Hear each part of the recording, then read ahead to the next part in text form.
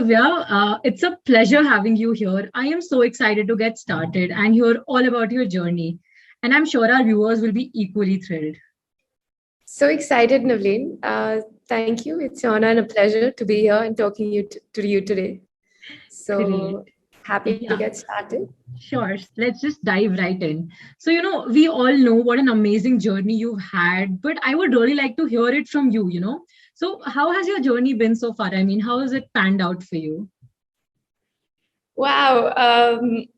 It's very interesting. I think honestly, I like to compare my life to a river.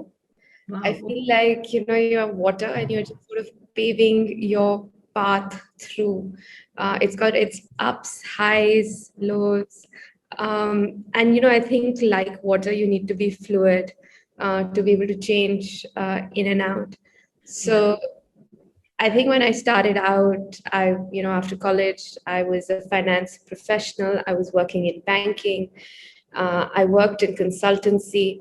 I never thought that ed tech skilling is going to be the way forward. So, I mean, if I had to go back, basically, I think after I started, finished consulting, I got married. I started working with my husband who ran a transport and logistics business.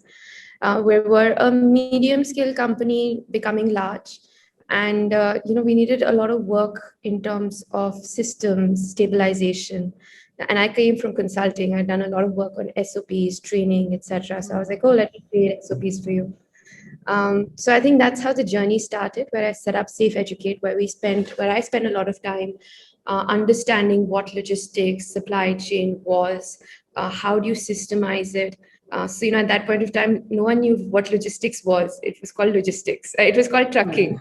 True. So, Agreed.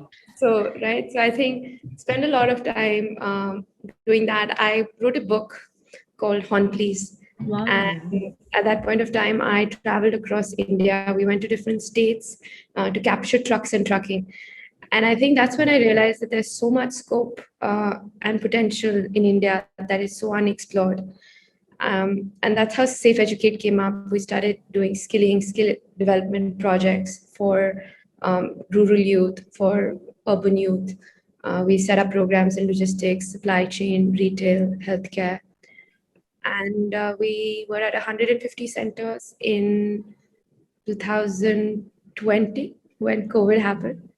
Um, and I think post-COVID, I suddenly realized that all our students had to go back home.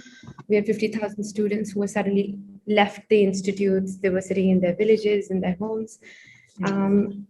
And that's when we started Safe Job and this amazing education edtech journey.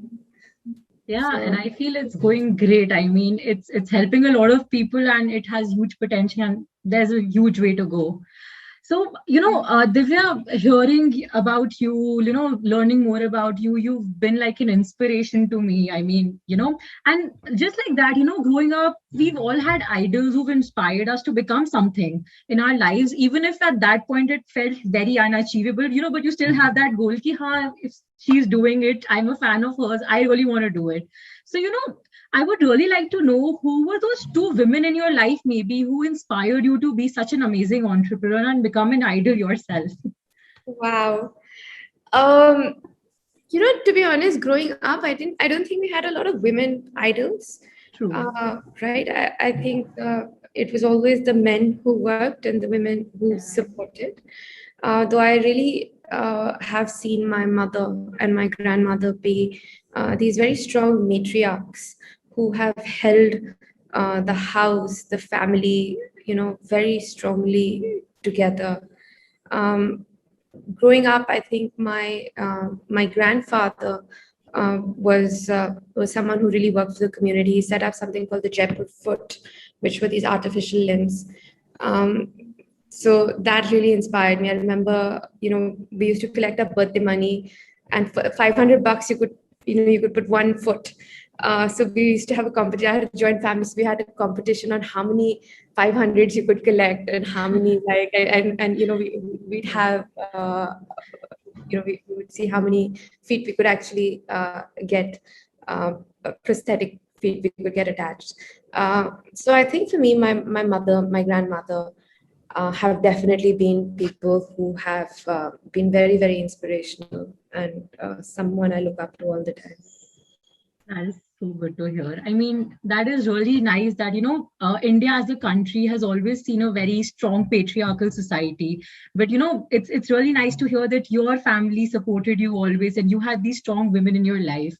But, there are a lot of people in India who are still facing this, a lot of women. So, I mean, just wanting to know from your end, since you've been in this place, in this corporate world and everything, so how difficult is it, like in a patriarchal society like India, to come out as a women entrepreneur? So, I think, Naveen, when you start working, and maybe this is a mindset, maybe it's archaic, but it's still there. Yeah. You kind of start thinking, okay, fine, she started working, ab shadi ho jayegi, then she's going to stop, right? Acha, theek hai, shadi ho gayi, fine, she's still working. So jab bachche ho jayenge, then she's So she going to might stop. stop. Yeah. So I think there's definitely a huge social mindset, and like typically for a man, for a guy, there's no choice. You have to work. For women, it's like, oh, are you still working? Oh, great. So you had Noor. Are you still going back to work? Oh, you had Zahan. You're Yeah. still going back to work. Agree. And I remember, like, I had Zahan, and the 8th day I had a meeting. I was back at work. Wow. So I think the first thing is the mindset. Your family, friends, and I think they're doing it out of a place of love, where they're like, oh, how are you going to manage everything? You should just sort of True. not. And being an entrepreneur in India is very hard. You have to manage a lot of things. It's very unorganized. I think I've faced everything from, at some point we had the terror squad come to one of our centers, because the anti-terror squad, because we had some students from Kashmir and they had an anti-India Facebook post. So I think I've faced everything from love jihad to that, to say, fires, this, that. So there's, I think, a lot of complexity in India, True. and it is hard to for anyone. I think even for men, it's hard to put that together. So was it difficult? I think the first difficulty is just being serious yourself, being motivated, keeping yourself motivated through your highs and especially through your lows. And eventually, I think the strongest supporter has been my family. I mean, through it all, I think my mother-in-law has been literally the one person who's like, of course she's going to do this. So I think Amazing. conversations with family really make a difference, where True. you want to tell them what you want and why this is so important for you. Yeah. And if you can get those buy-ins, I think it's a way forward. But I think it's a society change. It's kind of cool. Like, I have a daughter and a son, and it's not even a choice today. Like, of course, Noor's going to work.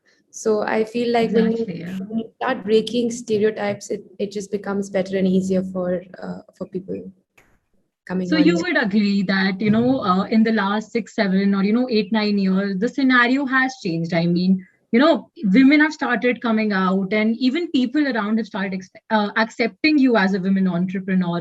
They're agreeing to it, and the society is changing. Like, do you see this going anywhere further? And do you think this is like a positive change? And, so how do you think the society is right now compared to maybe what it was 10 years back, and how acceptable it's become? So, Naveen, honestly, even today, 3 out of 4 women in India don't work. Oh, And the women who actually do work, and I'm talking a little bit about rural India, but even the people who do work, yeah. earn less than $1 a day. So that's less than 50 rupees a day. So I think there's a huge, huge change. There's a huge change that is needed if we want Yeah. us to move forward. You can't have half the population not being productive parts of the ecosystem. But the trend that has happened and that's been super positive has been, and as annoying as it is to have your phone and WhatsApp and emails all the time, it's also made life a lot more accessible and easier. True. So it's really cut down a lot of just acceptance that yes, you can do a meeting on Zoom, you don't have to fly in, meet, etc. So I think multitasking has become way easier, uh, as people. I think COVID was fantastic. I think when all the men had to sit at home and they're like, okay, we need to be involved with like taking Yeah. care of the house, the kids, etc. I think that's also been an extremely positive Yeah. change. So in True. terms and the other thing is very importantly, I think eventually everything comes down to business. Yeah. Uh, does it make commercial sense? Now, women are suddenly decision makers for businesses. They're True. suddenly huge consumers of products.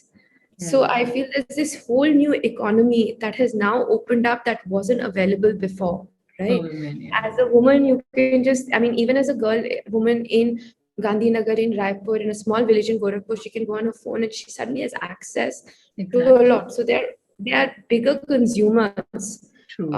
for the economy as a whole. So I think that's a huge sea change. Yeah. And Agreed. entrepreneurship, women being entrepreneurs and more entrepreneurship in women-led consumption spaces is something that I think is going to be a trend we'll Yeah. see more and more. Yeah, I absolutely agree with you. I mean, this point which says that technology is one of the key factors, who's led this growth of, equalizing both the genders. And of course, I think we can, give this credit to COVID also now. But yeah, I definitely agree. So, even today, a lot of women question why they do not go to work or why they feel uncomfortable is because they still feel that they have, faced some sort of bias in their office life, or while working in corporates they're still looked down upon even if they're on a higher post than a man, in the same company. So I mean, even you've been to a lot of board meetings, you've had a lot of interactions with all the men around you in the corporate world. Have you ever faced such a bias, and if yes, I mean, how did you tackle it or how did you handle it?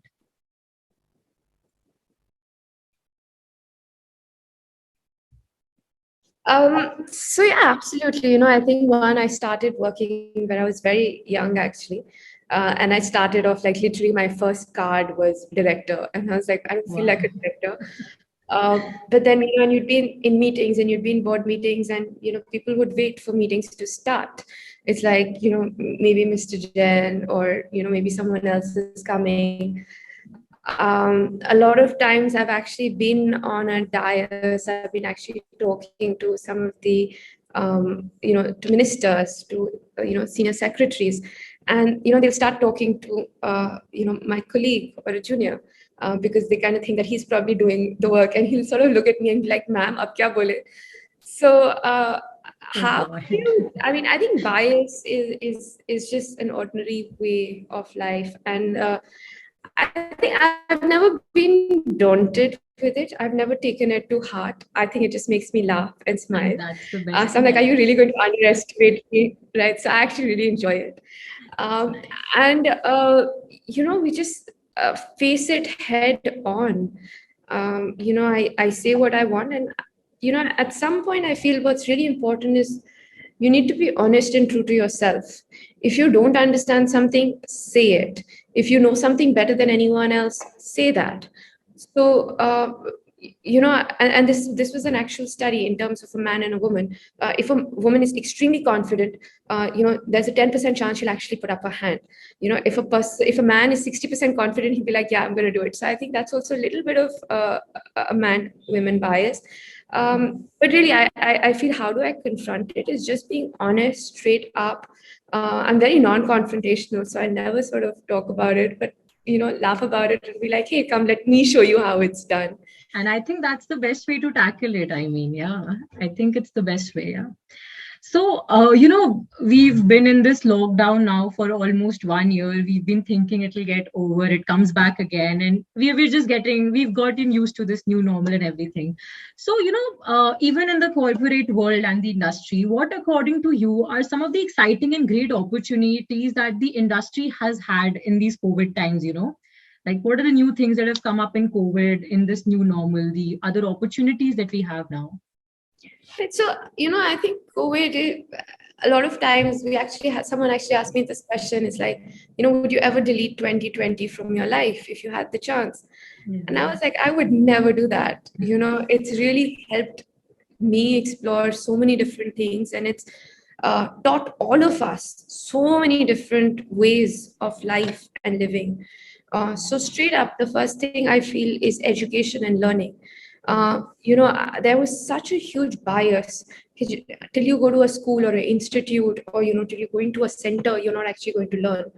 So the ability to actually learn on the go, it's life changing, because now lifelong learning is suddenly a thing, right? Like you can learn while you're working. Earlier, if you had to work, that meant you're taking time off for the next 2 or 3 days.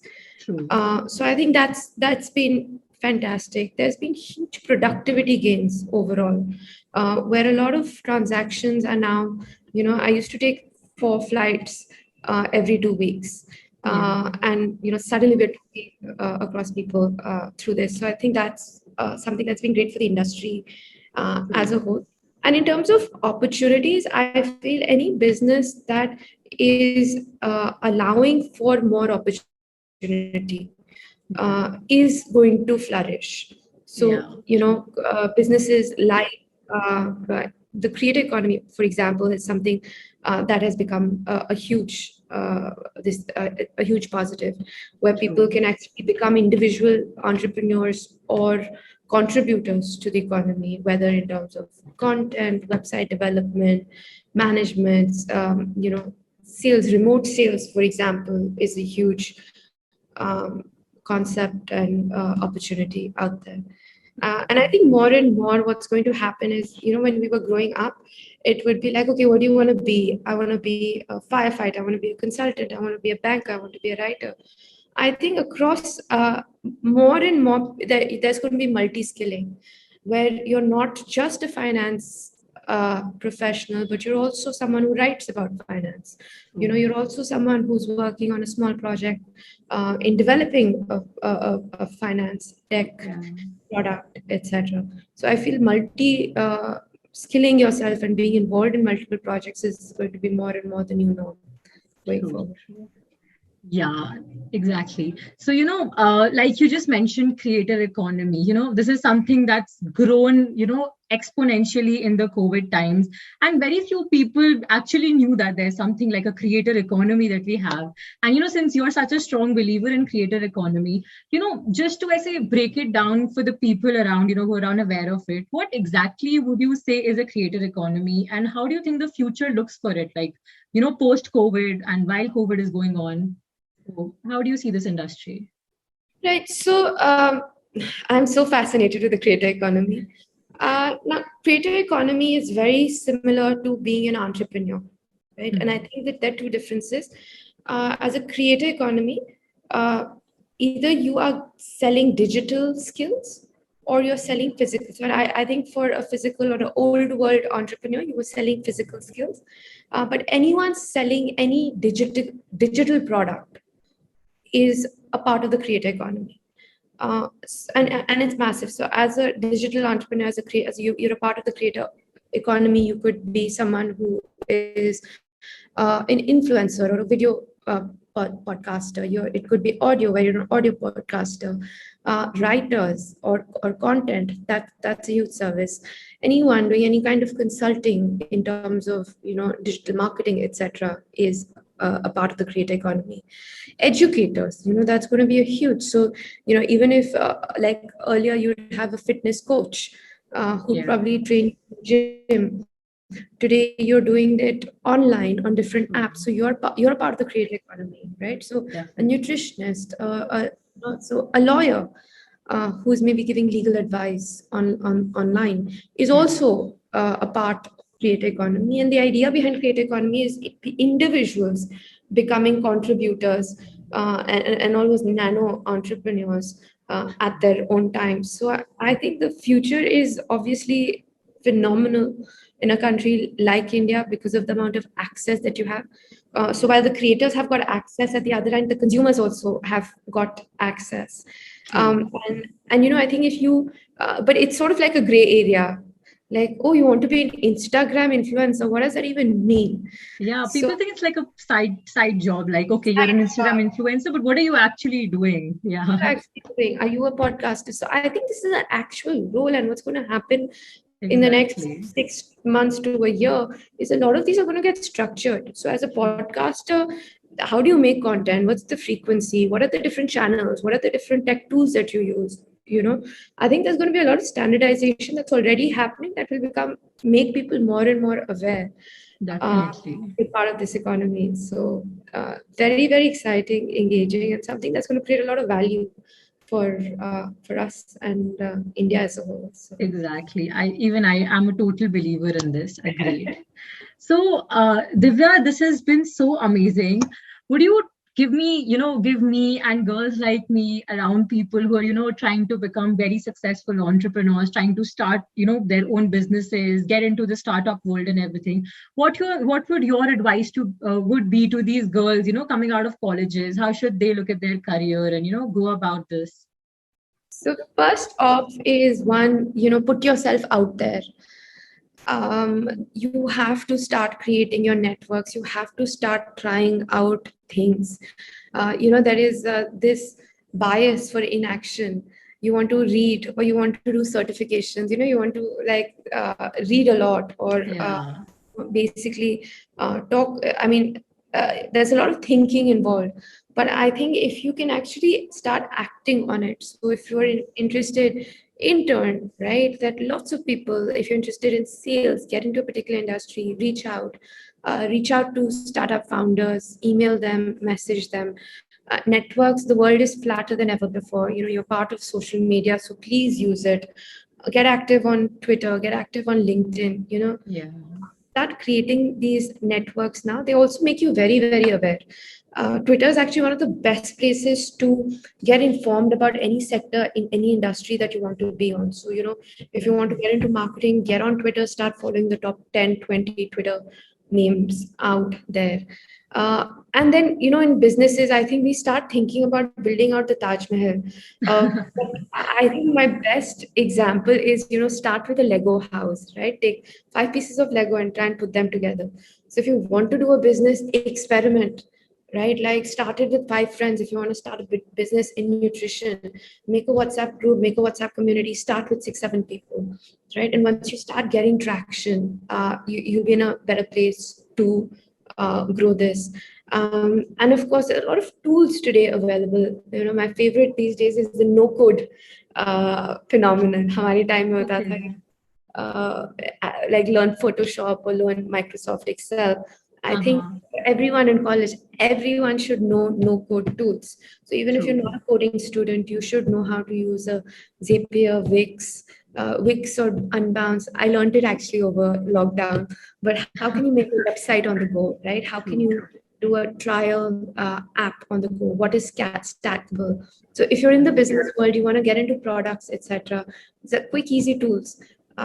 So spend a few hours whenever you have time, experiment with them, and start learning and run small experiments to get started. And Definitely. I'm convinced the girls are going to change the world. So more power to us. Yeah, definitely.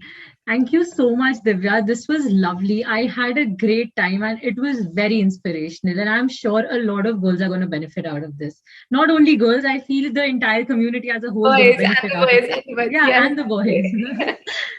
Had a pleasure, Naveen. Thank you Thank so you much. so much. Okay, bye bye.